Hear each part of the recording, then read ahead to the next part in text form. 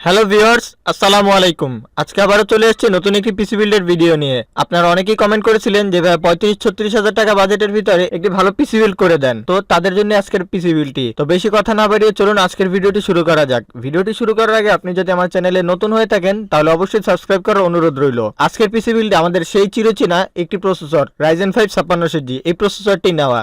এই প্রসেসরটি যদি আমরা কনফিগারেশন দেখতে যাই তাহলে এই প্রসেসরটির বেস ফ্রিকোয়েন্সি স্পিড হলো 3.9 গিগাহার্টজ এবং ম্যাক্স টার্বো ফ্রিকোয়েন্সি স্পিড হলো 4.4 গিগাহার্টজ।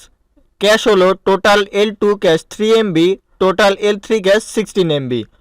কোর 6, থ্রেড 12, 6 কোর 12 থ্রেডের একটি প্রসেসর। এই প্রসেসরটি যদি আমরা মেমোরি স্পেসিফিকেশনের দিকে আসি তাহলে এই প্রসেসরটির মেমোরি টাইপ হলো DDR4 এবং ম্যাক্সিমাম স্পিড হলো 3200 মেগাহার্টজ। এই প্রসেসরটি যদি গ্রাফিক্স স্পেসিফিকেশনের দিকে আসি তাহলে এই প্রসেসরটির গ্রাফিক্স হলো Radeon graphics, base frequency speed হলো 1900 মেগাহার্টজ, কোর কাউন্ট হলো 7।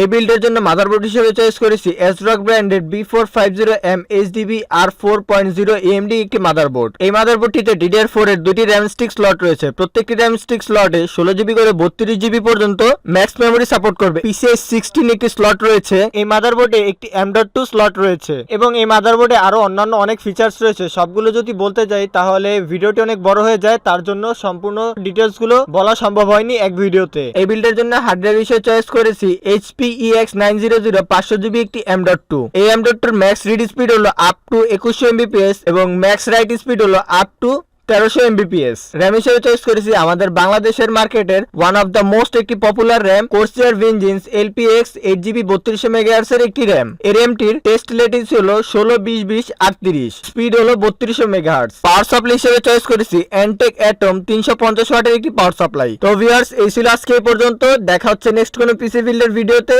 এবং আপনাদের কত টাকার পিসি বিল্ডের ভিডিও চাই তা কমেন্ট করে জানালে আমি সেরকম পিসি বিল্ডের ভিডিও বানাবো।